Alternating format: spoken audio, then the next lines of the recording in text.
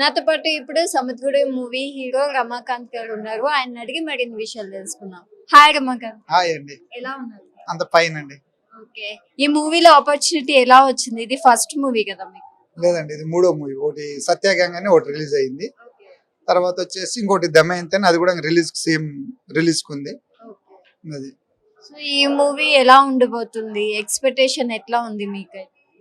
చాలా బాగుంటుందండి. ఎందుకంటే నా కెరియర్ కు ఈ సినిమా నిలబెడుతుంది అనేది నేను పక్కగా గెస్సింగ్ నాకు. ఎందుకంటే చాలా కష్టపడి చేశాను. స్టోరీ ఫిషర్మెన్ బ్యాక్గ్రౌండ్, ఇప్పటివరకు ఫిషర్మెన్ బ్యాక్గ్రౌండ్, సముద్రం బ్యాక్గ్రౌండ్ అనేది చాలా సినిమాలు వస్తూ ఉన్నాయి. కానీ ఇది అలా కాదు. ఇది ఓన్లీ ఒక టోనా ఫిష్ మీద కథ. ఇది టోనా ఫిష్ మీద ఇప్పటి వరకు ఎవరు కూడా చేయలేదు ఈ కథను. కాబట్టి అది టోనా ఫిష్ ఏంటంటే 2009లో 2010లో ₹1,00,00,000కు 20 లక్షలకు 30 లక్షలకు ఓన్లీ ఒకటే ఒక టోనా ఫిష్ అమ్మడం జరుగుతుంది. అంటే ఈ మూవీలో మీ క్యారెక్టర్ అనేది ఎట్లా ఉంటుంది? అంటే విలేజ్ అట్మాస్ఫియర్ లో ఉంటుందా లేకపోతే ఎట్లా?